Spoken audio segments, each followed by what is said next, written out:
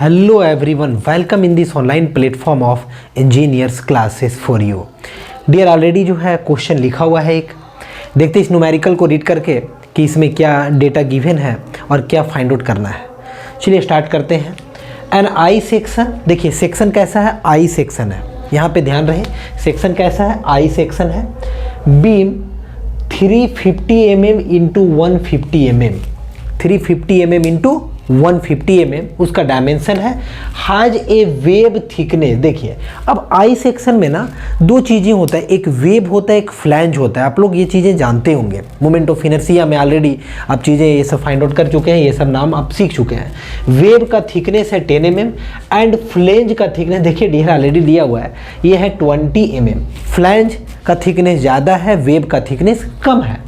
If the shear force acting on this section is 40 kN, shear force का value दिया हुआ है तो मैक्सिमम shear स्ट्रेस निकालना है। सिंपली है, क्वेश्चन थोड़ा सा छोटा है, इसके बाद और भी कुछ अलग टाइप के न्यूमेरिकल लेंगे, उसमें डेटा और भी होगा, अलग अलग पॉइंट पे shear स्ट्रेस का वैल्यू फाइंड आउट करना होगा। तो यहाँ पे आपको बस मैक्सिमम shear स्ट्रेस का वैल्यू फाइंड आउट करना। आप जानते हैं कि मैक्सिमम जो होगा वो 100% आपका न्यूट्रल एक्सिस पे ही होगा। मैक्सिमम जो होता है न्यूट्रल एक्सिस पे ही होता है इस कंडीशन में, क्योंकि ये सिमेट्रिकल कंडीशन है। लेकिन जैसे कि मान लीजिए ट्रायंगुलर सेक्शन हो तो ट्रायंगुलर सेक्शन में मिडिल में होता है, न्यूट्रल एक्सिस के पास नहीं होता है। वैसे ही आपका मान लीजिए स्क्वायर सेक्शन हो तो उसमें भी आपका न्यूट्रल एक्सिस के पास ही होगा, सर्कुलर में भी न्यूट्रल एक्सिस के पास ही होगा। एक ट्रायंगुलर में जो है न्यूट्रल एक्सिस से एबव होता है, जो कि आपका मिडिल पे होता है, न्यूट्रल एक्सिस के पास मैक्सिमम नहीं होता है। लेकिन ये आपका आई सेक्शन है, ये सिमेट्रिकल वाला है, डायमेंशन के अकॉर्डिंग ही पता चल रहा है कि सिमेट्रिकल है, तो इस कंडीशन में जो होगा वो न्यूट्रल एक्सिस के पास ही मैक्सिमम होगा, तो वहीं पे फाइंड आउट करना। चलिए स्टार्ट करते हैं कैसे क्या होगा। सबसे पहले तो डायमेंशन के अकॉर्डिंग आपको पढ़ करके डायग्राम बनाना होगा। तो आई सेक्शन है, तो आई सेक्शन कैसा दिखता है, कुछ इस तरीके का है ना, कुछ इस तरीके से आप चीज़ों को बना सकते हैं। इसका जो वेब का थिकनेस है ना वो थोड़ा कम है, इसलिए कम दिखाए हैं।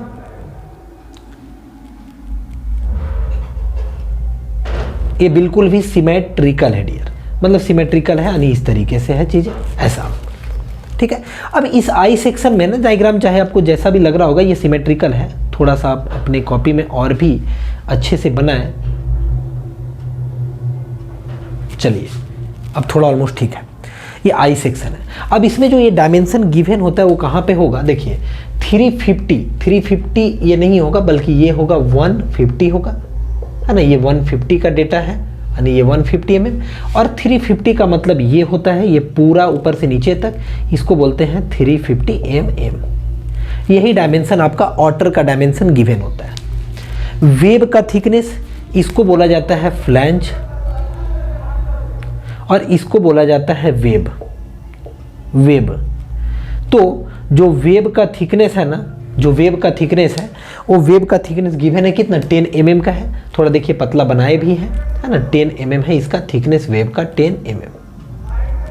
लेकिन फ्लैंज का जो है वो आपका कितना है, तो फ्लैंज का मतलब ये हुआ, यानी फ्लैंज का थिकनेस जो है ये है 20 mm है। ऑब्वियस है कि फ्लैंज ये भी है, ये भी कितना होगा 20 mm का होगा। चलिए उम्मीद करते हैं ये डेटा आपको ये से समझ में आ रहा है। ये जब 350 है, ये 20 mm है, ये 20 mm है, 20 + 20 कितना हो जाएगा 40। तो ये बताइए अंदर वेब का क्या होगा डायमेंशन, ये डायमेंशन कितना होगा, तो आप ये डायमेंशन जो है वो 310 इजीली लिख सकते हैं, यानी 310 होगा।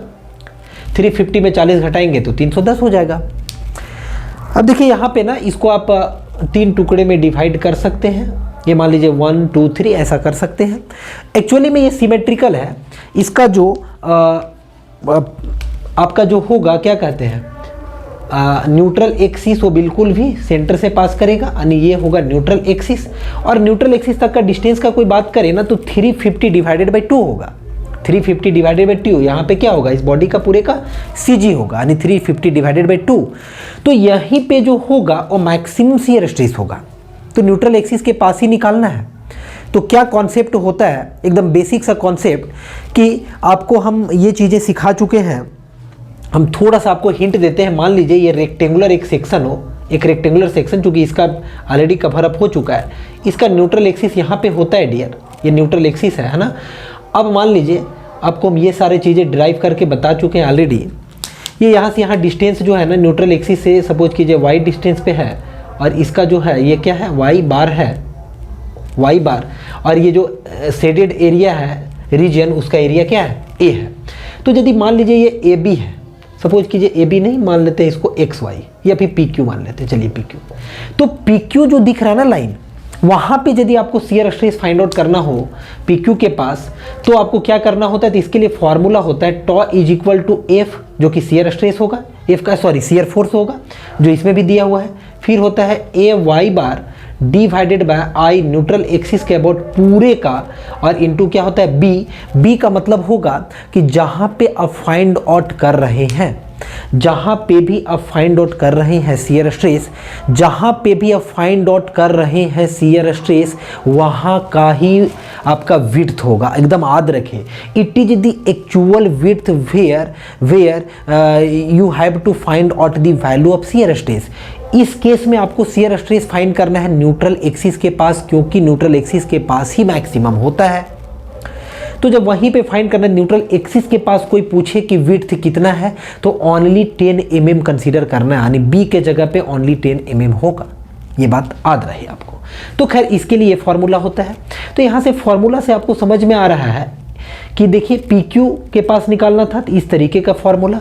अब आपको यहाँ पे ना न्यूट्रल एक्सिस के पास ही निकालना है, क्योंकि न्यूट्रल एक्सिस लाइन है ना उसी पे निकालना है शियर स्ट्रेस। क्यों निकालना है?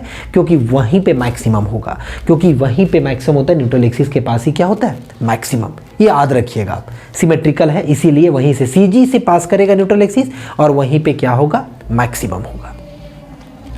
तो इस कंडीशन में जो हम लोग फाइंड आउट करेंगे, तो देखिए कैसे फाइंड आउट करेंगे। सबसे पहले आपको करना क्या है, देखिए इसको हम मिटा देते हैं इधर वाला, ये चीज़ें आप लिख ही लिए होंगे कॉपी में, हम थोड़ा रिकॉल आपको करा रहे थे। तो देखिए आपको क्या करना है कि न्यूट्रल एक्सिस से एबव वाला रीजन को जो है हैश कीजिए, थोड़ा बढ़िया रहेगा, इस तरह से कलरफुल कर दिए, थोड़ा शेडेड रीजन बना दिए, यानी इस शेडेड रीजन का निकालना यही आप समझिए। तो इस शेडेड रीजन का निकालना है। एक आपका ऐसा तो नहीं, दो रेक्टेंगल दिख रहा है, इसमें दो रेक्टेंगल दिख रहा है ना, और मोमेंट ऑफ इनर्शिया तो पूरे का होगा। सबसे पहले आप चलिए moment of inertia he find कर लेते हैं, क्योंकि आप फॉर्मूला तो जानते हैं न्यूट्रल एक्सिस के अबाउट मोमेंट ऑफ इनर्शिया। कैसे फाइंड आउट करेंगे, तो एक बार ये पूरा 350 इंटू ये एक रेक्टेंगल दिख रहा है, बड़ा रेक्टेंगल, बड़ा में यदि ये दोनों पोर्शन कट किया जाए तो आई बन जाएगा। तो बड़ा रेक्टेंगल का क्या होगा, BD cube upon 12, neutral axis के अबाउट कर रहे हैं, तो न्यूट्रल एक्सिस के पैरेलल कौन है 150, तो 150 का क्यूब नहीं होगा, तो 150 और 350 का क्या होगा क्यूब अपॉन क्या होगा 12, BD क्यूब अपॉन 12। और इसमें माइनस करना पड़ेगा डियर, क्योंकि ये तो पूरे का हो गया ना, ये दोनों यहाँ से कट करना पड़ेगा, तब तो जाकर के आई बनेगा पूरे आई सेक्शन का, तो इसलिए माइनस क्या करेंगे, यदि 2 टाइम्स कर दें, 2 टाइम्स, ये भी एक रेक्टेंगल दिख रहा है इधर भी, और दोनों एकदम सेम रेक्टेंगल है, ये रेक्टेंगल का निकाल देंगे, उसे 2 से मल्टीप्लाई कर देंगे। ये रेक्टेंगल का कितना होगा जरा बताइए, यहाँ से यहाँ का डायमेंशन कितना बचेगा, यदि ये आपका 150 है डियर, ये यदि 150 है, ये 10 है, ये 150 है, ये 10 है, तो यदि 150 में हम 10 को माइनस कर दें डायरेक्ट, ये 2 को माइनस ना भी करें तब भी हो जाएगा। 150 में यदि हम 10 को माइनस कर दें, है ना, 150 में 10, तो जो रिमेनिंग होगा ये दोनों का इंक्लूड वाला होगा डायमेंशन, और फिर क्या होगा, ये 310 है, तो 310 का क्या कर देंगे क्यूब, और डिवाइडेड बाय क्या हो जाएगा 12 हो जाएगा, एकदम सिमिलर। तो यहाँ से जब वैल्यू को आप कैलकुलेट करेंगे कैलकुलेटर से, तो देखिए कितना आएगा, सिंपली 1/12 को आप बाहर भी कर सकते हैं, है ना, और फिर उसके बाद क्या करेंगे, तो 150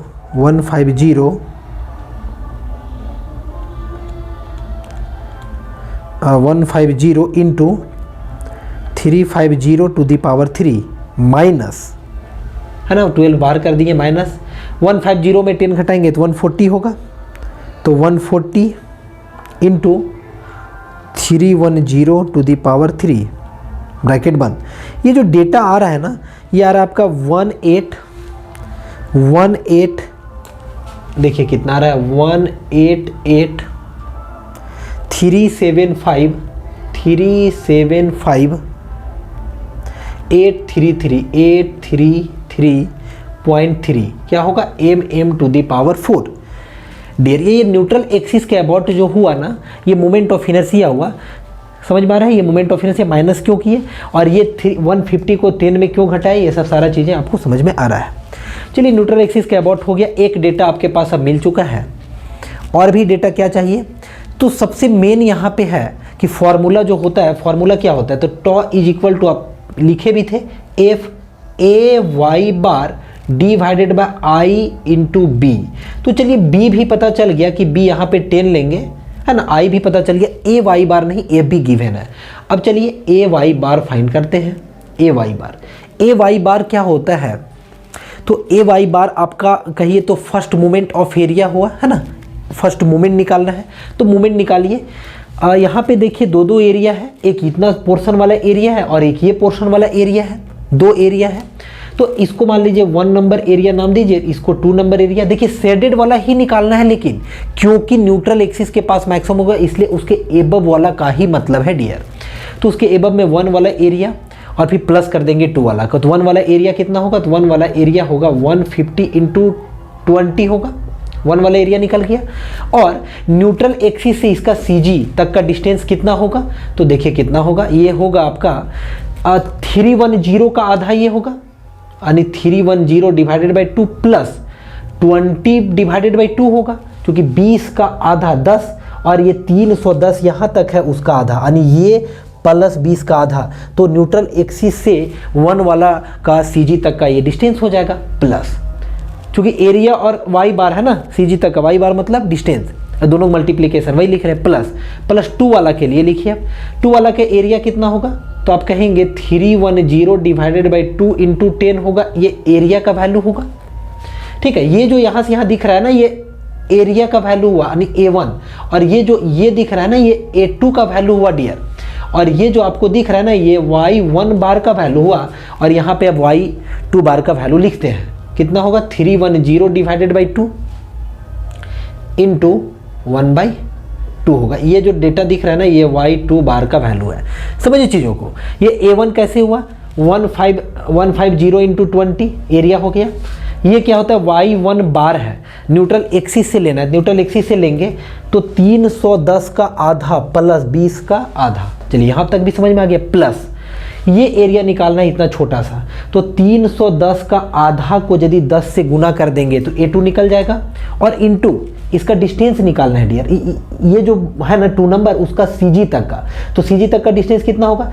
310 का आधा ये होगा, है ना, और इसका फिर से आधा वही होगा CG। तो 310 का हाफ और फिर से आधा मतलब 1/2। अब इसको यदि आप कैलकुलेट करेंगे ना, तो देखिए कैलकुलेटर से कैलकुलेट करने के बाद ये पूरा कितना आएगा, चीज़ों को एक बार हम लिखते हैं, बताते हैं। 150 इंटू 20 इंटू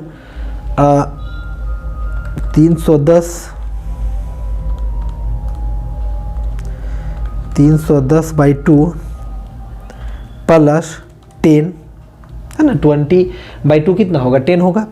और फिर क्या होगा? प्लस होगा 310 बाई 2 गुने, है ना, मल्टीप्लाई करेंगे कितना से? 10 से, और फिर मल्टीप्लाई करेंगे कितना से? 310 डिवाइडेड बाई डायरेक्ट 2 इंटू 2 कितना हो जाएगा? 4। तो ये पूरा डेटा को जब आप लिखेंगे ना, 310 बाई 2 प्लस 10, 150 इंटू 20। ठीक है, चलिए एक बार रीचेक कर ले, ज़्यादा क्लियर रहेगा डियर। और फिर उसके बाद प्लस 310 बाई 2 इंटू 10, और फिर कितना होगा? 310 बाई 4। तो ये वैल्यू आता है 615 125 615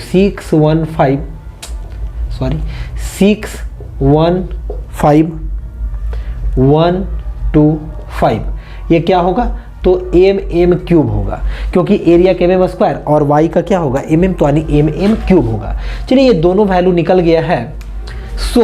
सो फाइनली यदि आप निकालेंगे टॉ मैक्सिमम का वैल्यू, तो टॉ मैक्सिमम इज इक्वल टू कितना होगा? F cross A y bar divided by I neutral axis के अबाउट इनटू बी। वैल्यू को रखिए एफ का वैल्यू है दिया हुआ 40 किलो न्यूटन, तो 40 इंटू 10 टू द पावर 3 होगा। ए वाई बार का वैल्यू आप देख पा रहे हैं 615,125 हो रहा है ना। Divided by I neutral axis के अबाउट निकाल चुके हैं 188,375,833.3 है ना। और इंटू बी का वैल्यू कितना होगा, जहाँ पे आप निकाल रहे हैं ना, तो कहाँ निकाल रहे हैं, न्यूट्रल एक्सिस के पास। न्यूट्रल एक्सिस के पास थिकनेस कितना है, ओनली 10 है, तो इसलिए यहाँ पे 10 होगा। और इज इक्वल टू जब आप इसको सॉल्व करेंगे तो देखिए ये वैल्यू कितना आ रहा है, तो ये वैल्यू आ रहा है dear 40 into 10 to the power 3 into 615,125 divided by 188,375,833.3 into 10 is equal to how much, is equal to 13.06 newton per M square is your answer. इतना न्यूटन पर एम स्क्वायर का जो है वो एक्चुअली में मैक्सिमम शियर स्ट्रेस हो रहा है neutral axis के पास। मैक्सिमम शियर स्ट्रेस हो रहा है कहाँ पे, न्यूट्रल एक्सिस के पास डियर।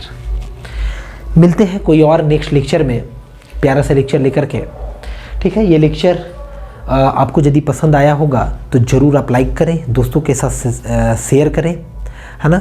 और फिर आप बिल्कुल भी चैनल पे नए होंगे तो ज़रूर चैनल को सब्सक्राइब करें, नोटिफिकेशन ऑन करके रखें ताकि मेरा लेक्चर आपके तक बहुत जल्दी से पहुंच जाए। अब कमेंट बॉक्स में प्यारा सा कमेंट जरूर मेरे लिए कुछ रखें डियर। मिलते हैं नेक्स्ट लेक्चर में। So dear, thank you for watching.